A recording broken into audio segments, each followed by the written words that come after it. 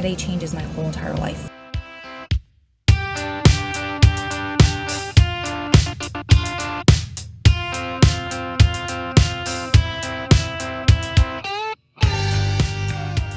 Welcome to Gritability, a podcast about the power of perseverance, overcoming seemingly insurmountable odds to attain the life of your dreams. I'm your podcast host, Adam Clausen, and with me right here next to me today on the same camera is the beautiful and ever radiant Ro Clausen. Hello. I like this. Why don't we do this more often? I know, this is pretty cool, right? Yeah. Look at this. We got the vision board right behind us. I mean, that thing's been with us a long time. So, and it's really, the fulfillment of our dream, envisioning that future that we always wanted for ourselves. Today, we have an amazing guest with us in the studio who has a pretty incredible story. And, that's what this podcast is all about, those inspiring stories of individuals who've gone through some incredible challenges, come out the other side just stronger, more resilient, and inspiring others. So we are lucky to have with us in the studio today our good friend, Maurice. Welcome. Thank you guys for having me. Of course. And I just realized, I didn't realize this till just now. Adam and I always try to kind of match, and you got the memo. You're kind of in the same color family. I like it. I'll take it. Yeah. I will take it. Okay. Yeah, this is looking good. We're off to a great start here. I know. Right? And you said you had a radio voice. This is perfect. Well. So love being in this studio. It's got a nice, cozy feeling here. Perfect for opening up and telling one story, right?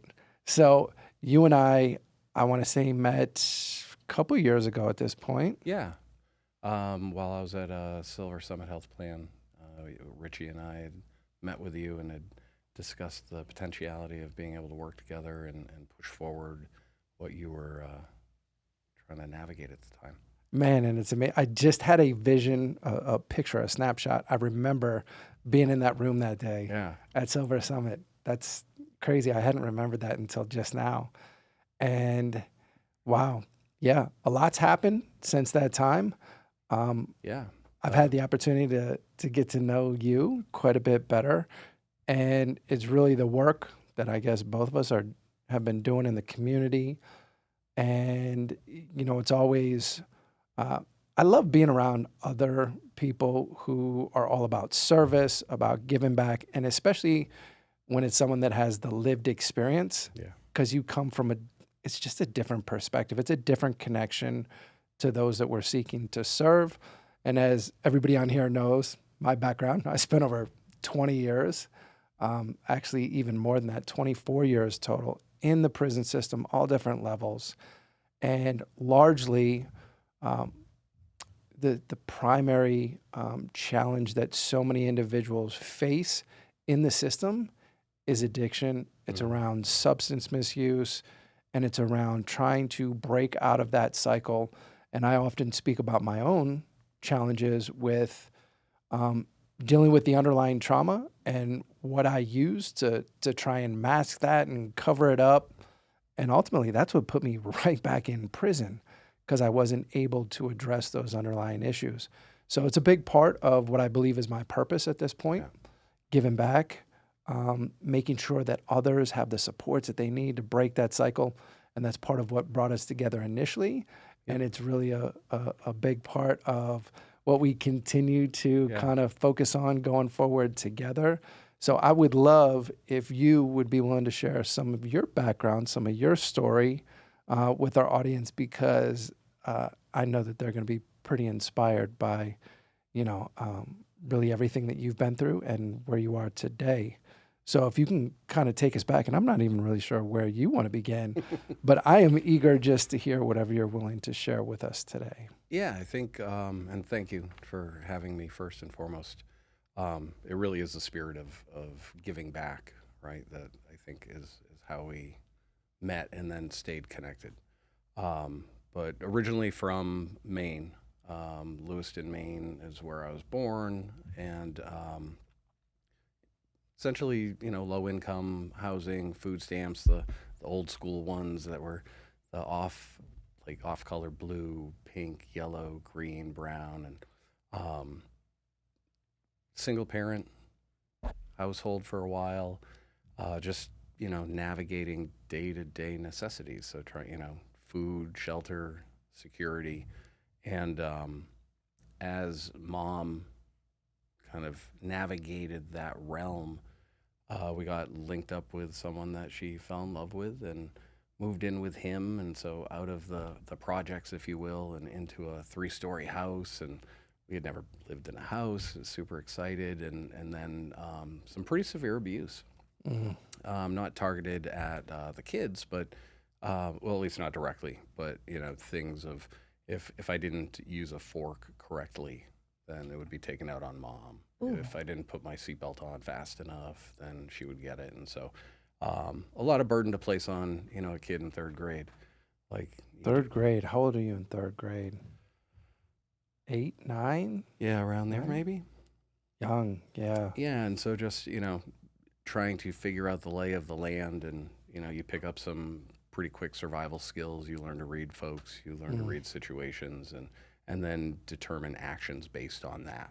And so, much like you had talked about, as I fast forward through life, really making choices that were just based in survival, and you kind of develop a chameleon-esque persona, so you can meet whatever the need is of the folks around you. So, kind of fast forwarding through life, I fit in wherever I needed to fit in, because I would do what needed to be done for whatever group I was with at the time. And so I kind of fit in, like I said, everywhere.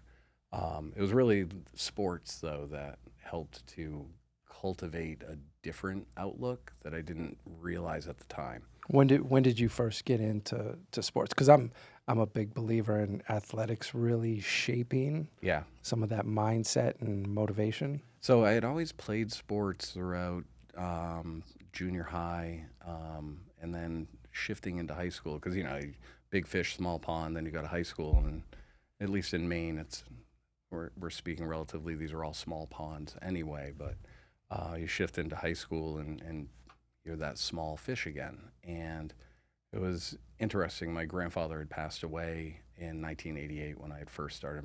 I was the summer of '88, so I was going into my freshman year in high school, and he had been, I guess, the most impactful male in my life. Just really supportive, really loving, just someone I admired wholeheartedly. And so he was rather unhealthy, and had a heart attack and died. That's the interesting difference between intellect and emotion. His passing, intellectually I understood he didn't care for himself, and so he passed away. Emotionally, I internalized it as him not caring enough about me. And if he had cared more, then he would have still been around.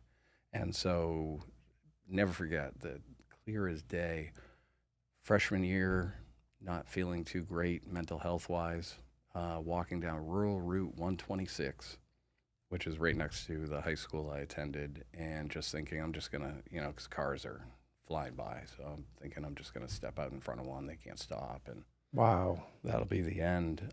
For whatever reason, turned around, went back to the high school, ran into a gentleman by the name of Jay Trevorrow. He was a math teacher at high school and the lacrosse coach, and so got plugged into lacrosse at that time, and that was really the sport that probably saved everything for me. It's traditionally running around with a big stick, whacking each other, trying to get a ball. And so lacrosse is pretty aggressive. For those who don't know lacrosse, it's like a combination, I'm going to say a little bit of hockey, a little bit of football. Quickness of basketball. Yeah, high speed, aggressive. That's a tough sport. Minimal padding.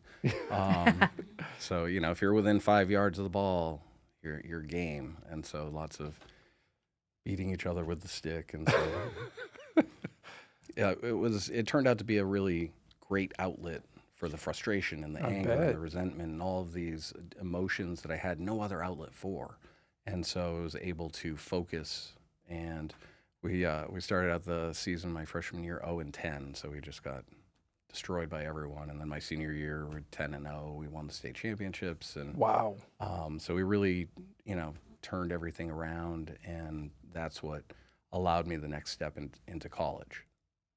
Being on that winning team got you into college? Yeah, just the skills that I developed in those 4 years Sure. at the level that I needed to allowed me to go play in upstate New York. I was going to say, lacrosse is a big college sport for Yep. those who don't know. Man, to go from 0-10 to 10-0 is a dramatic change. And those are some of the things, like you said, there were some lessons, not only skills that are developed, Yeah. but that's a whole shift in mindset. Because when you're 0-10, you've just been getting the shit beat out of you, right? Yeah. Like physically and literally, you lose the game every game. And to then have that turnaround to Yeah. go to that winning season, that's pretty incredible. I'm sure that was pretty impactful in shaping you at that time. Absolutely. And, when I look back with hindsight, it's interesting because winning the state championships, we were all ecstatic. I was overjoyed. And I remember this little voice in the back of my head, chill out, bro. Kick back. Don't celebrate too much. Almost like trying to pull that excitement out of me. And that voice stuck with me for a couple of decades. Wow. And so, I've gone through therapy and things like that. And some of the questions that therapists had asked over the years were, can you recall happy moments? And I'm like, I'm not quite sure I understand what you mean by that. What is happy? And I'm like, there's contentedness, there's this feeling of being self-sufficient and being okay. And then I'm reminded of that particular moment in my life of being a part of the team where we won the states. And I remember that I was happy, but then that voice was there, just kind of snatching part of it away and saying, hey, you got to be a little more reserved. You're not allowed to, don't get too excited by this. And so I say that because that voice stuck with me. Where do you think that voice came from? I probably from early childhood. Dad did not stick around. He was a severe alcoholic. Literally, as I had heard as a kid, went out to get the bread one night and didn't come back for 2 weeks. And Mom found him at someone else's apartment, staying with them. So, just a series of experiences where abandonment was probably the primary component, and then internalizing all of that as lack of worthiness and all of those things. And it just kind of built, and then not to have an outlet, but for, 8, 9 years later, in the form of, a pretty violent sport, which actually ended up saving my life as well. So the voice, I think, probably grew from that era. And I would say, man, maybe even up to a year and a half ago, it had still been a companion of mine. I'm 49 now, so, it's been with me for almost all of my life. Wow. Well, I guess part of the lesson here is, if you have a child who's dealing with, depression, find a violent sport, get them Plug involved, Plug them in, get them going. get them going early on. But as you said, that really you feel like that saved you. Sounded clearly there was some serious depression. The fact that at such a young age you contemplated stepping out and into the road, into traffic, that's pretty severe. And fortunately, you found that outlet. Yeah. It got you through that time. Yep. Set the foundation, and ultimately gave you that path to get you off to college. Yes. Which, for a lot of people, that's the dream. Yeah. Just get away to college and find yourself and figure out your future, right? Yeah. That's the ideal version. Yeah. So you get a scholarship offer. Yep. You get to go off to college. Yep. And get to find myself. And and that's where really for me the rest of the story kind of jumps off. And so, in college, playing for a top Division III school, just super intense. I wasn't prepared for the degree of intensity from my teammates, the pressure involved. at playing at that level. So I couldn't even understand how, high school athletes go and play at D1. Like the pressure is just so immense. I mean, I had torn part of the hamstring off the bone on my left leg, and remember sitting in my dorm room wrapping it really, really tight because I didn't want the trainers to know, because I didn't want to seem like a wimp. Wow. And so would go back out on the field with the team. And that's kind of like what the culture was, like wrap it up and get back out there. Absolutely. Okay. Yep. Especially as a freshman. Yeah. So I'm a freshman. I'm getting the opportunity to start for a top Division III school, and so I'm like, okay. And this is the bar that I set too high for myself, right? I think we all set these internal goals that are probably hyper unrealistic to achieve, and then we get down on ourselves when we can't do it. And so there's that pattern that had developed as well. Like, let me hold myself to the standard, never be able to reach it, and then berate myself for not being able to reach it, even though I probably couldn't. Interesting, because you set that standard for yourself. It's not necessarily, what everyone else expected of you. Nope. Totally self-imposed. I definitely made a note of that. It is, and it's, and there's a theme to that too. And I can't speak for anyone else's lives, but I imagine there are similarities for us all where we hold ourselves to a certain standard, and when we don't achieve that, then shame, guilt, self-loathing start to creep in. And if it's often enough, my mom was a licensed counselor of social work, and so she would always be like, if you treated your friends the way that you treat yourself, how many friends would you have? I'm like, oh yeah, none. And yet here I go again, and so I don't know if other folks get to navigate life that way, but that's how I kind of, the highs and the lows went. And so in high school or in college, started drinking. It was the one thing I had told myself because of seeing and hearing of my father, like, I'm not going to do that. We're not doing that. And I did it to try and fit in. And you made it all the way to college before you started drinking? Yeah, honestly, I think if I had started drinking prior to that, I never would have made it anywhere. I think. Sure. Yeah, because it was a slow process. Started out trying to fit in, so you're going to frat parties and you're doing crazy stuff with keg stands, and then other things get incorporated. Finding yourself. Yes, yeah, absolutely. Finding all parts of yourself. Yeah. Tolerances, all that stuff. And I finished my freshman year. Thought it would be a wise idea to use some LSD on the drive home. Since I wasn't driving, that would be fun. And horrible choice, and these series of horrible choices. And I get home, and there's this big banner underneath the door, or underneath the roof of the door, that says, "Congratulations on your first year." So I go in, have a hard talk with my mom and stepdad, Mark, and explain that, I'm going to take some time off. Unbeknownst to them at the time, I was told not to return because my drinking and substance use dabbling and not going to class created a scenario for me. This was at the end of your freshman year of college? Yep. Wow, that progressed pretty quick. Yeah. Yeah. Were you playing lacrosse at the same time for Yep. college? Oh, wow. Okay. Yeah. I ended up not playing. I think I'd stopped playing somewhere a couple months before school ended. Okay. Just the substance use and the alcohol took a priority. And so hanging out with, friends, we use that term super loosely. So got home and saw that banner as a whole new amount of guilt and shame that's thrown on top of, a few years of already having that there. And then, hanging out with friends that I had grown up with in the community I returned to. And, none of us are really doing a whole lot. So we're getting high and just hanging out and really doing nothing productive. Getting whatever job you can so you can get money to keep doing whatever, ridiculousness that you're doing. And,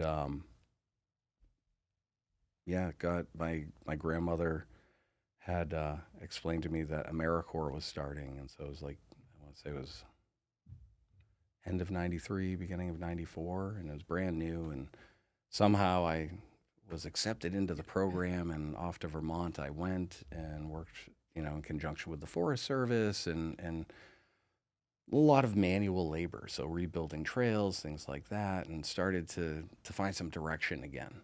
The program ended. I was accepted into the college that the AmeriCorps program was based out of. Same cycle. How long was that program? That was, I want to say it was a little more than a year, like 14 months or something like that. Okay. Were you partying, like drinking, doing drugs during that? No. No. Okay. Nope. So it was a very small, tight-knit group of individuals, 20 of us, 10 women, 10 men, living in a dorm at a place called Green Mountain College in Poultney, Vermont.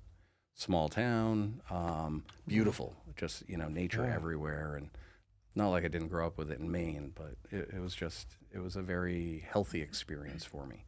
And I think being in nature and working in nature played a huge role in that. Just being productive and using my hands and sweating and getting home at the end of the day and being like, all right, cool, I did a good job today. And rebuilding some of that self-esteem, and got accepted into Green Mountain College. And yet that cycle kind of nursed its way back into my life. And so the drinking resumed, the substance use resumed. I think I lasted 2 years there, took what was going to be a semester off that turned into 10 years away from school, homelessness, true alcoholism, substance use. The only thing I didn't do was shoot needles. I was scared of needles, so thankfully that wasn't a part of what I did. But it was all in an attempt to, like, something was missing. Yeah. And trying to, still find or fix or rectify or justify the things that happened. And really a lot of it was, this is what you deserve. This mindset of, you don't deserve anything good in your life. Who are you kidding? The things that you have done. Because when you're using and drinking to the degree that I was, where I became addicted and alcoholic, you do all kinds of unsavory things that I'm glad my mom doesn't know half of it. Because even she, as it progressed, there was one point where, she no longer wanted to enable killing her son. So she was like, get out of the house. And so I remember that was up in Mesquite, to kind of fast forward a bit. Where's Mesquite? Mesquite's about an hour and a half north of Las Vegas. So Okay. my whole family had ended up shifting out here. Okay. It's a big move. Yeah, huge. And from my experience, most folks generally tend to stay in Maine and hang out. And, I moved around a lot due to my alcoholism, burning bridges over that 10-year span. And you live where you can, you couch surf where you can. That's where that chameleon personality came in really nicely, because I could make, again, loosely friends real quick and get tied in with groups and be like, oh, can I crash your place tonight? And, that turns into a month, and then you do some things that don't allow you to stay in that position anymore. And so you disappear in the night and, hitchhike somewhere else and go do that. Well, Maine is very different from, we're in Las Vegas, Yeah. where unfortunately we have a high number of people who are homeless here. Yep. Part of that is because of the weather. Yes. I mean, you can survive the winters out here. Maine, you cannot survive the winters outdoors. No. So very different. So you take this semester off. Yep. Never go back. You go to Job Corps? AmeriCorps. AmeriCorps, you have a good year Great year. out there in the woods, working, make it a couple more years in college. Yep. And then, because you jumped right ahead to 10 years Yeah. of homelessness, where did things fall off? It was definitely during that sophomore year, that second year at Green Mountain, because none of my credits transferred over either, mind you, because You had to I start over. done so poorly. Fresh start. Yes. Okay. That's another theme that goes on too, is lots of fresh starts. So, because it was a suicide attempt at school. I had to go to the hospital, get stomach pumped, things Really? like that. Yep. It's ironic. I'm getting used to using the term ironic as opposed to funny, because it's not, haha, funny, unless you have a really morbid sense of humor. But it was when you're on the cusp of dying, and you were doing it to yourself, there's this strange will to want to live that turns on. Interesting. And so I do recall, because I remember the entire experience, like, forget what it was that I took, but it was several hundred pills of something. And I just remember everything starting to kind of close in, almost like you're blacking out. And I was like, and then the panic, I was like, no, wait, this isn't, no.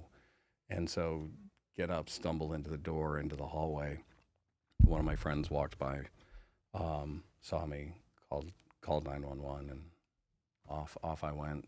I think it was about 3 days in the hospital, and just recovering from that attempt. And then me, in my mind, I was like, okay, cool, we're good. I'll just go back to school and finish up. And my mom was there, and she's like, hey, we gotta go. So obviously it was a much greater deal than my mind had allowed itself to play it out to be. Sure. I was like, all right, like it was another day or something. And so we packed up, and I headed home. And I was always very close to Mom. Like, I'm definitely a mama's boy. She's the one that ultimately helped me to save myself. And so she would always get me these funny books in these timely manners. The book this time was about male depression, called I Don't Want to Talk About It. So she would be like, here, I want you to read this. And I'm like, I'm not reading this. And so it was kind of that back and forth for 10 years. And when we say homelessness, for anyone who's listening, we're not talking HUD's definition of chronic homelessness, right? I was chronically homeless, but I was couch surfing. And so HUD does not consider that homeless. Like, actually Really? consider it housed, yeah. I did not know that. So if you are couch surfing, rest of society considers you homeless. You don't have your name on a lease. You have no permanent residence anywhere. You don't have a say. You're walking on eggshells with other people. But HUD does not. No. Okay, so anyone who's looking to get assistance from HUD, do not tell them if you're staying on someone's couch. Yeah, quite literally. So there's literal homelessness and then chronic. Wow. Literal is, as the word states, I am homeless. Chronic is 12 consecutive months of homelessness, or 4 episodes in 3 years. The total's 12 months with a verifying or qualifying disability.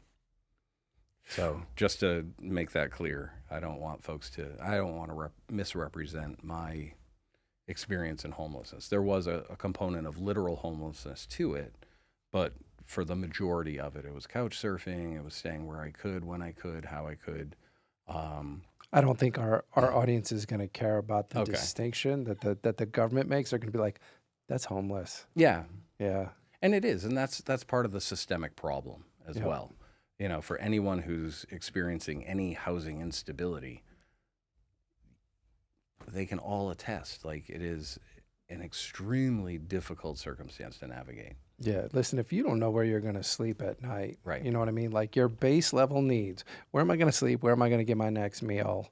If I don't know those things, it doesn't matter what else you have on your agenda. Like, those are going to erase all of your other plans. Yeah. So, I mean, it literally trumps everything else. And that's why when we're looking at or talking about homelessness, I'm not concerned about my mental health at that point. I'm not going to take my medication. I'm not going to go to therapy. I have to figure out where I'm going to use the bathroom and what I'm going to eat. And then I got to look for where I'm going to sleep that I feel safe and won't be victimized. And so, there are these dynamics that people, if you haven't experienced it, you just don't know. And no fault of their own. I wouldn't want anyone to have to experience homelessness just so they could be like, oh, I understand. Like, that's not, no. Don't go that route. So, yeah, you said you went through a period of 10 years. Yeah. 10 years of homelessness. Part of that is couch surfing, other things. How much of that is like on the street? Really, it was probably the last part of it, maybe 6 months. That's when, and mind you, I'm steadily going downhill. You know, it's a very slow plane on fire. That's good. You know, the descent is there and it's coming, but it's just so imperceptible that you don't know it until it happens. And you're like, oh my God, how did this happen? And so, because again, you know, none of this is really triggering anything in me. I don't get it. And so there was one period within that 10 periods where I was, again, homeless. I'm staying in San Francisco. I'm working at one of the .coms. This was in the late 90s before the... Wait, what? Yeah. Like I said, I mean, there was constant movement. So I did, you know, you did whatever you needed to, or I did whatever I needed to so that I could get money to get messed up. And I was still functional to a point, to a degree, where I was able to maintain employment for periods of time, where I would try and stop, and I'd be successful for a little bit, but ultimately, you know, the coping mechanisms and tools didn't exist for me to have longevity with that. And so literally, you know, New Hampshire, Vermont, New York, Arizona, Oregon, California, Michigan, like all over the country. I just kind of wandered about Mississippi. And this is during that 10-year period. Yeah. It's a lot of movement. And toward the end of that 10-year period is the San Francisco piece. Okay. I always call that the right before I became literally homeless era. And working for the .coms, making really good money, still no name on a lease, just, you know, a handshake and renting a room, but actually paying for it now and trying to pull myself together, but just got swallowed up again. And, you know, stealing from roommates, all kinds of things. Like I just couldn't. I'm curious there. Yeah. Because you said things were going really well, .com, during that whole boom. I mean, it felt like everybody was doing good during that period. Yeah. And you were starting to kind of get back into the mix. You were renting a room. Like, how much would you say that it felt like your success might have actually contributed to falling back into that? I would say that is the primary component. Still young, making more money than I've ever made in my entire life, have no coping mechanisms whatsoever. So doing lots of cocaine, drinking a lot, coworkers asking me, are you intoxicated at work? I'm like, no. I mean, I got home at 3 and went to bed and woke up at 7 and can't. So, I mean, probably still am intoxicated. Still intoxicated, yeah. Right. Sure. And I'm like, but no, I haven't drank since 3. I'm fine. Were you, though, or were you just saying that? No, yeah, I hadn't. Okay. No, the cocaine had straightened you out just Absolutely. enough to work. I Yeah. mean, right? That's why they do the two. Yeah. No, but, and that's what I mean by the sense of humor piece, right? Like, Yeah. so I get it. Yeah. I've like you just, I mean, some of this stuff is so absurd, you have to be able to laugh about it. Otherwise, What's the option? right. I mean, and it is absurd, like to think that, okay, cool, I'm going to drink, and you're looking at the clock, you're like, man, it's midnight, I better go home and go to bed. Oh, it's 1. Oh, it's 2. Wait, someone has Coke? Okay, cool. And then you're like, oh, let's, you know, you're ready to keep doing it. And you're like, no, I really got to go home. It's like 4 o'clock and I got to get up in 2 hours. You know, that's madness. It makes no sense. And yet you're stuck in the cycle and you're doing that. And that's how life becomes normal in that way. You know, if I'm not doing that, then I feel abnormal and strange. And the significant difference for folks so that they understand, as an alcoholic, the more I drank, the more in control I felt. Whereas when I talk to my wife, who's what we refer to as a normie, when she drinks, she feels like she's losing control, and so she stops. And I'll look at, even still, it's been 12, 13 years straight of clean time, but, you know, I'll look and I'm like, what are you doing? You still have alcohol to drink. Like, you're wasting that? And so that's the significant difference is I felt more in control as opposed to less in control. The reality is there was no control at all. Yeah. and just, destroying other people's lives with me.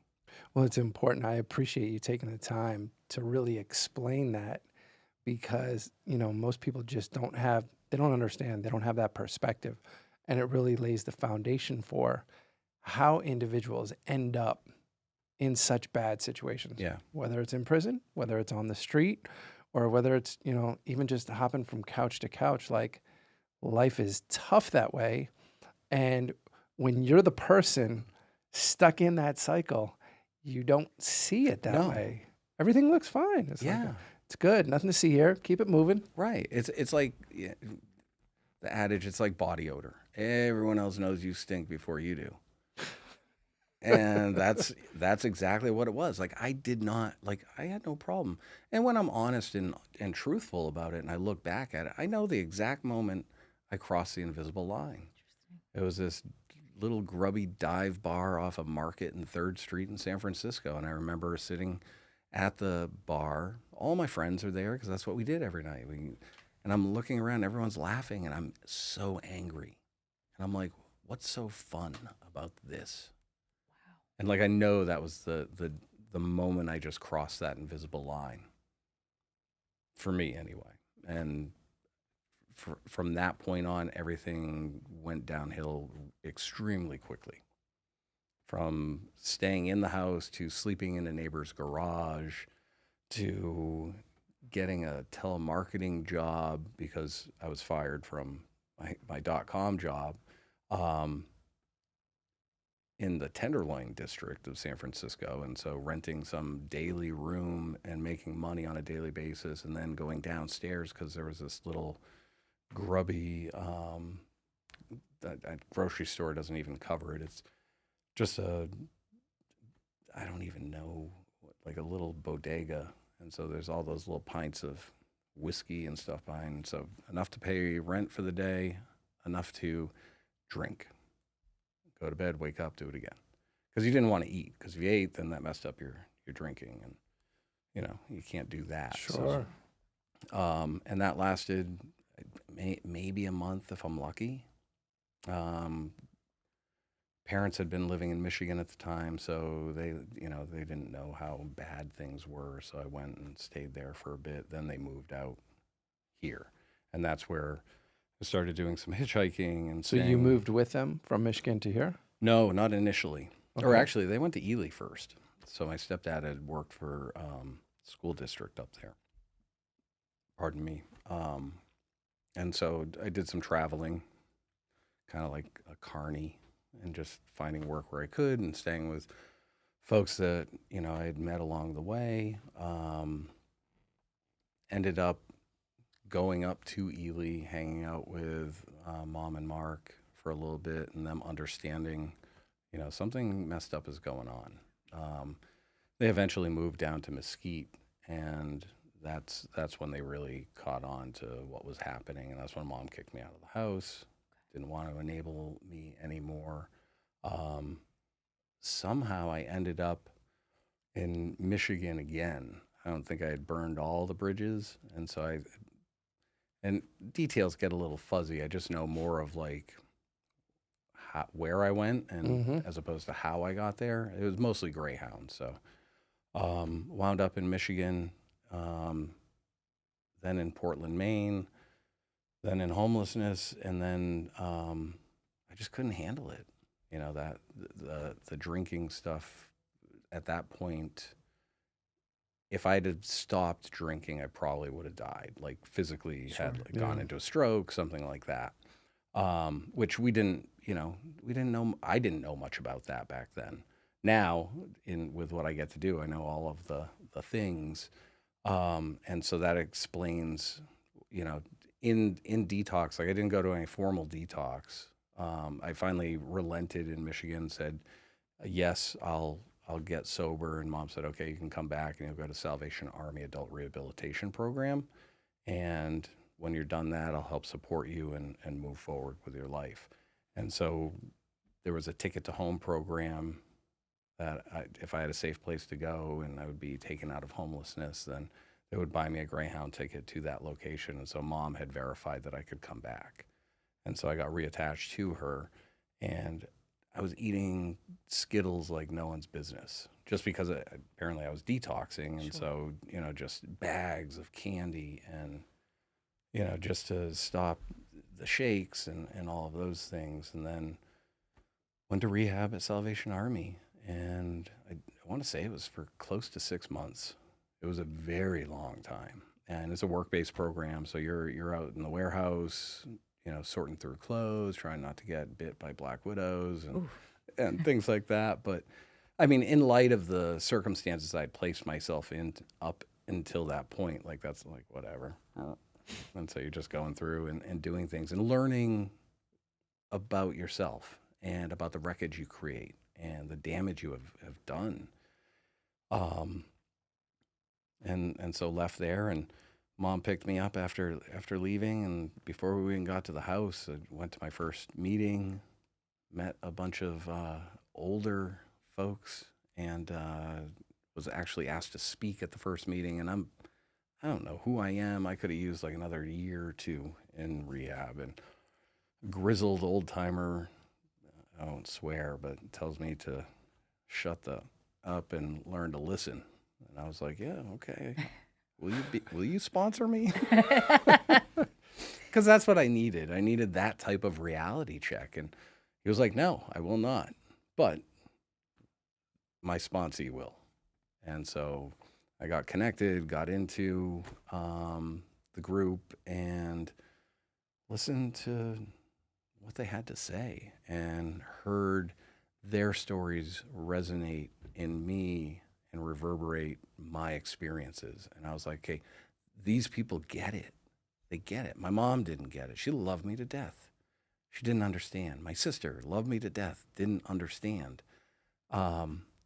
Stepfather too, they couldn't help me. And I desperately needed help. And I was willing finally. And I found this group of people that truly saved my life. They gave me order, and as much as I didn't want to take it, direction and guidance and tough love. And, I remember asking, when am I going to understand? Like, well, someday you're going to hear a loud pop and see a bright light, and that's when you've pulled your head out of your ass. Like, great, thanks. In the meantime, let me do coffee. Right. And, have commitments and relearn how to engage in the world again without causing harm. Mm-hmm. And that took about 7 years. Wow. Like I was working because there's this catch-up theory. Okay. Like, I got to catch up to my peers and where they're at in their lives, and they're married and they have kids and I can't even take care of a plant. What right do I have being in a relationship? And even my sponsor was like, what do you have to offer? You live with your mother. Wow. You work at a corner store. All of these things. And I was like, okay, I guess he's right. And so you just go through this program and you take a moral inventory of yourself and you admit your wrongs and you make amends, so long as you're not going to create more harm. There are things that, because I've done that. I've pushed it and made amends to folks, and they're just like, I don't ever want to hear from you again. I was fine not hearing from you, and yet you opened it back up. And I'm like, that's what they meant. And so, not making amends. And part of me getting into social services was for amends. Okay. Like, I owed society a debt. Now, I should have been in prison several times. I just never got caught. I went to jail, all that stuff, but I was lucky. I didn't get caught. And I do consider myself lucky through everything I went through. Just not quite sure we'd all be having this conversation today if any misstep along this path happened. And so really getting into social services out here in Las Vegas, because I got the opportunity to go back and get my degree. So I went back to Green Mountain College after 7 years of being sober. Really? That's where you went back to? Yep, went right back. They took you back? Yeah. And was it through that program? How'd you get that opportunity? I reached back out, and they were like, yep. And so I was able to go back and had some hiccups there too. It's not, an easy task, right? So this is what age are you now going back to school? Oh, 29, I think, living on campus with 18-year-olds. They referred to me as grandpa. Let me ask you this too, yeah. because there's a couple different factors there. Post-traumatic growth Yeah. is one of them. You know, coming out of a very stressful period, the brain is much more receptive to learning, to development, but also long-term substance misuse can, like, we know, we're big fans of Dr. Amen, like looking at the SPECT scans, what it does to your physical brain. I wish I would have had a scan done early on to see like how messed up my brain was from the drugs, the alcohol, from all of that. Yep. And to see how over time, you know, that dramatically improved. Yeah. Because I know I was really challenged at this point and somehow it got better. So I'm curious, like going back to school after all of that and during that really rough period, how challenging was it for you to dive back in? The requirements at college, the pressure of, you know, doing that was nothing compared to what I had survived to get the opportunity to do that again. Interesting. But when I did get back to Mesquite after that period of learning to be sober, I know exactly what you're talking. I thought I had wet brain. I could not. Wet brain's just a byproduct of drinking too much. Essentially, pickle your brain. You can't remember things. You can't think. I remember working the front desk at a business, and I had sticky notes everywhere because I couldn't recall. I couldn't maintain memory. And so I'd have to write everything down. I remember the owner coming in being like, "What is this? Clean this up." And I'm like, "My God, if I throw this away, I'm going to get fired." Like, this is my system. So I would have very much, you know, in hindsight, would have loved to have had an MRI or an fMRI and find out, okay, here I was before the drinking and drugs, here I am like during it, and now moving forward, because I just lost a huge amount of executive functioning. I couldn't plan, I couldn't think, I couldn't manage anything for myself. And so that's why I said, you know, it took that 7 years to really rebuild those skills. And then the relief of like, okay, cool, I haven't done permanent damage. Like, yes. And then, and getting to go back to school. So the school part was, I mean, it was fun. It was enjoyable. I knew what the other end meant now. So I had a different perspective of like, cool. So I got to get my bachelor's in psychology. I didn't get to walk, just didn't pan out that way. I had to get back here to Nevada, and had been working at a smoke shop in Mesquite for 7 years because the owner was the first one to really give me a chance. And so I felt like I owe you. And that was one of the 3 jobs. And so I stayed with Barb for 7 years. And when I got back from school, I was like, you know what, I'm gonna move to Las Vegas and find a job, because I had always wanted to do something in social work. Just that's what my mom did. I was gonna say, how much of that was influenced by your mom? Absolutely. Yeah. And our whole family, from teachers and things like that. And so, you know, so part of it was always in my mind. The true justification was, now I get to pay society back.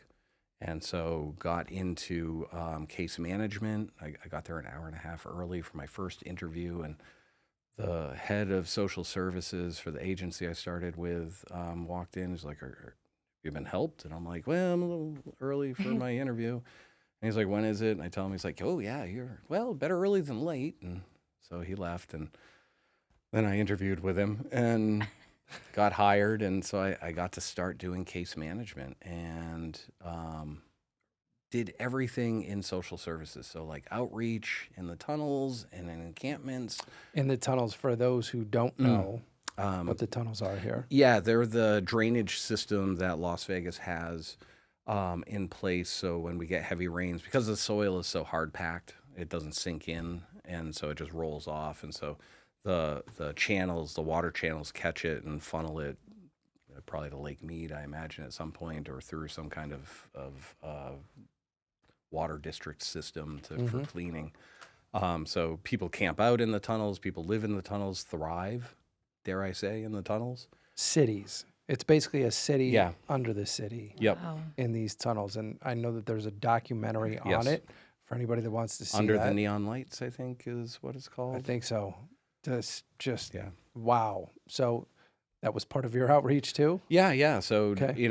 understanding literally all of the facets of social services within homelessness, shifting, from outreach and case management. I dipped my toes in working with veterans for several years, substance use disorder treatment. So, assistant director of a community triage center, which did ambulatory detox. So learning all of these things that all helped me to understand what I had gone through and to be able to give back. And now I get to oversee a municipality's entire initiatives for homelessness. And so we're talking, That's pretty amazing. yeah, like 12 plus programs that I oversee staff and contracts, and we get to affect change in people's lives. And I've gotten to shift my perspective because there's something bizarre about the nonprofit world. It's this strange complex of we can't pay you much because if we pay you much, then we won't get many donations. And there's this weird juxtaposition to it. And it's like, Yep. so I have to suffer too when I'm trying to be of service. In order to serve, right? Yeah. And so as I kind of moved into oversight of programs, I would have staff come to me who had just completed a food stamp application with one of their clients asking me, hey, can I take 10 minutes and do one for myself? Wow. And I'm like, how much are you really able to focus on someone else's needs when you're thinking about what's going to happen to me when I leave? Yeah. And so, I love that you said that and you can see that though, because going all the way back to the beginning, like the type where you had that little voice in your head that Yeah. was telling you needed to suffer. Yeah. And the fact that you could see that, it just shows how far you've come. No, and that's the interesting piece is that voice was still there. And Wow. yet part of me there was this paradigm shift that was taking place where I was starting to believe that I didn't need to suffer to be able to be of service anymore. How'd you get there? I honestly, I'm not entirely sure. It was definitely incremental, lots of meditation, lots of energy work. So when I say that, it's like training in Reiki. No, these are important things. Like, I hope you're taking notes. We both are trained in yeah, Reiki too. yeah. Yeah. Yeah. Oh, nice. Yeah. Yep.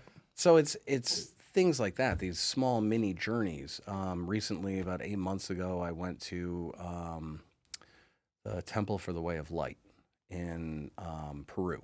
Oh, I'm glad you brought this up. I forgot about this. Yeah, so I went to an ayahuasca trip with the Shipobo people, the indigenous people of Peru, and it was 12 days in the middle of the jungle. They call it the soft jungle because there's no jaguars that are going to snatch you at night. But It's still the jungle. It is absolutely the jungle, and you do 6 ceremonies they're called maestros and maestras. There's no name in the Shipoba language for shaman or anything like that.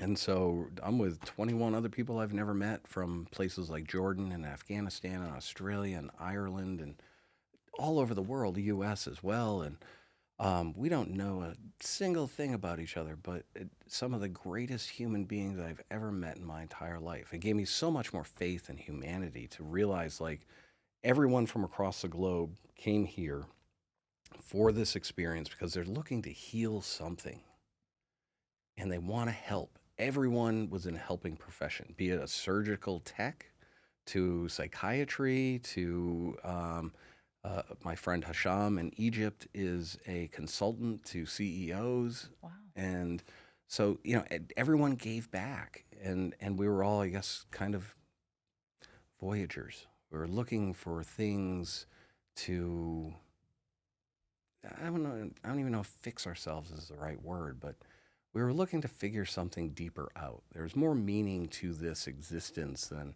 what I ever understood. And so getting to partake in the ceremony or ceremonies, I did 4 out of the 6. The other 2, the 4th one was super intense. So I was like, I'm good. I'm okay. So I still went to the ceremonies and still received the medicine, which it's the song of we'll call them shaman to make it easy, but it's the song of the shaman of healing. It's called Ikiros in their language. And it helped to change even more of my perception. So the guy that mom met who used to beat her up if we didn't do things we needed to. So in the fourth session, I kind of saw myself from like a first person shooter perspective where I'm running around and I'm looking at me doing that. And I saw characteristics of that man in me. Wow. And I was just like, I felt shame. I felt gross and dirty, and not in this like beat myself up way like the voice used to, right? But just in this like cracking open the nut of awareness and being like, hey, not everything's going okay. Like this is, you're this quiet storm. You never know when dad's going to get upset. And just being able to be aware of that, I was able to make changes to that. And so I don't have to continue this cycle because I have a 4-year-old son and scared to death of having kids. I didn't want to have kids. I didn't want to pass on my genetics. I didn't want all of the dysfunction and hardship I went through. I just didn't want someone else to go through that. And unplanned, the universe provided. I guess this is a big piece too. I don't guess it is. So my mom passed away of cancer on June 11th. What year are we in? 24? 22. With death with dignity. And so she took medication, life-ending medication, and as opposed to letting the cancer eat her away and kill her eventually. So her passing was the one thing I believe that would send me back out to using. Sure. Just because, she was the whole foundation of why I became sober. I can see that. All of those things. And when you know it, the universe in its ironic way gives me the one thing I never thought of that would keep me from doing that, and it was a son or a child, period. Yeah. And to see myself, to go back to the ayahuasca experience and see myself as resembling some of the characteristics of the person that created the trauma that I carried with me throughout my whole life, that provided me with these, various experiences of self-growth. I was like, wow, how strange it comes around full circle. And at least now I have the awareness. So if I do not do anything, then that is directly placed on my shoulders. I have the ability to make changes now because I'm aware of those changes. And I think that's part of the whole cycle too, is I was allowed these opportunities to cultivate awareness or have it thrust upon me. And I got to make and take concerted effort to make changes. And so the ayahuasca experience was phenomenal. I will never do it again.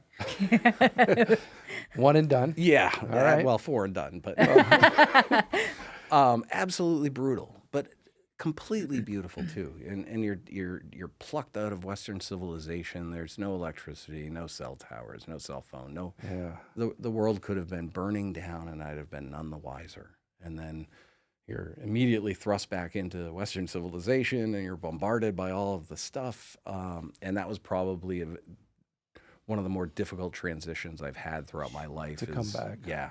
Yeah. And but people noticed a difference initially. Like, man, what are you on? I'm like, oh, nothing. Like, I just wasn't as heavily attached or reactive or any of those things. I was just kind of like, meh, we're not ripping satellites out of orbit. We're okay. Yeah. I love that. And yeah, and so it was a beautiful experience. And yeah, it was, I mean, there's no other way. It's one of those things like you couldn't explain to me that I could experience the amount of love that I experienced for my son. Like I had to, there are no words that encompass that feeling. Like I didn't understand I could love someone that much until I had someone. And I was like, wow. And it's the same with ayahuasca. I remember our first night, the facilitators were like, so how's everyone feeling? And we're sitting around a group and we're like, oh, we're ready. And they had these like little grins. And I'm like, what are they smiling about? Yeah, we had no clue. We were, there was no such thing as ready. You have no idea when the world splits open and you're just like, so phenomenal experience. I would recommend it if anyone gets the opportunity to research it, look at it, check it out. Maybe not 6 ceremonies, but We're looking at each other because we want to do it. I'm petrified. Yeah. I'm so scared. that is probably the best attitude to Really? have. Yes. Yes. Yeah, because that's the thing with the ayahuasca. It's medicine. It's plant medicine. Yeah. It's a master plant according to the Shipibo people, and it opens things up inside of you that are already there. It's nothing that's imposed on you from outside of you. So if you have experiences that you would refer to as dark or heavy, like that's just stuff inside of you that needs to be cleared out, and you get the opportunity to do that. And Mother Ayahuasca works with you for another 6 to 12 months after you leave. I did not know that. Wow. Yeah, so there's things, I'm on month 8 or so from my experience, and there's still stuff that's just like, bullet train into me, and I'm like, wow, I'm just, floored. I'm having a huge paradigm shift with homelessness and these systems that are in place. A lot of folks are like, well, the systems are broken. And someone I consider a mentor, who was my previous boss, she always echoed that, no, they're not broken. They're working exactly how they're intended to work. They're designed to keep people trapped and down and in the throes of, the gutter. And no, so they work exactly how they're supposed to work. And I'm always kind of been a rabble rouser most of my life, and contrarian sometimes just for contrarian's sake. And so I get to sit in these positions now where I'm like, you know what? If the system is broken, we know it's not, but if it's broken, then let's just build a new system that makes that one obsolete so we stop using it. That's right. Like, no one's going to stop using it until you have another option. Sure.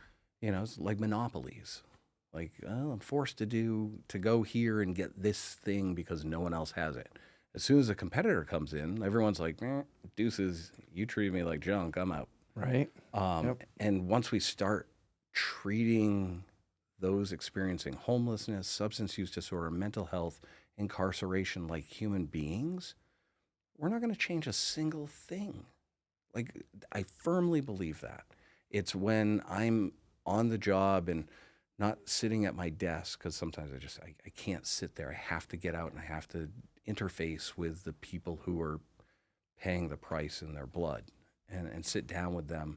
And I'll kind of sneak into the mix and not talk to anyone and just, answer some emails from my phone and listen and then just ask questions. And then people will look down my badge and like, oh, and I'm like, don't, I don't care. Don't worry about it. Like, what happened? And they open up and talk about their story. And I'm like, do you want to fix that now or do you want to fix it later? Well, now. I'm like, come on then. And we get to go fix it. Wow. And we get to help folks. And I get to support my family now. Like, I get an equitable wage. I get these things that help me support my mental health. And the journey keeps going, right? Like, I still go to therapy. I'm on some pharmaceuticals because I've been navigating some I don't know if these are ayahuasca reverberations or not, but just panic attacks on a daily basis. Oh. Like, I'd never had one. I went to the ER thinking like I'm dying, and everything was fine. EKG, blood work, chest X-rays, and they were like, "You're fine physically." And part of me was like, "Yes," and the other part of me was like, "Oh, it's mental." And so, you do what you have to do so that you can maintain and move forward. Yep. Well, we're excited about moving forward. Yeah.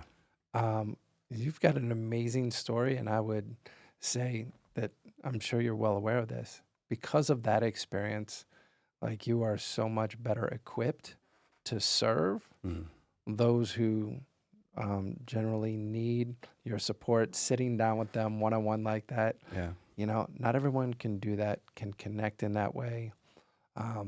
but it's generally because I'm sure those people can feel how much you're genuinely invested. And man, it's really about that lived experience and where you are now. Thank God you're the one in that position Yeah. because, you know, you have the ability from that position to impact so many lives in such a positive way. And that's why I feel so very fortunate to be able to, you know, be here, hopefully as a support. Yes, absolutely. And, you know, just excited about whatever is next for you and to see, you know, where you're going to continue to serve and have positive impact. And however we can contribute to that, we definitely want to be a part of that. So I thank you for coming in here Thank you. and sharing all of that. That was a lot. Sorry. No, you tell your It was story so awesome. well. Okay. Yeah, I hope you get a chance to tell it on more podcasts or other outlets because you really do. You have a great message and you really tell it well. And it's exactly what we talk about. You know, it's about the power of perseverance, overcoming those long odds. And man, you can have the life that you envision for yourself. That's why we love highlighting these stories. And it's your challenges that not only make you unique, but that give you the strength that form you into the person that you need to be to have the life that you envision. So it's been another amazing episode of Gritability. We love you guys. We'll see you back here on the next episode. That was awesome. Sorry.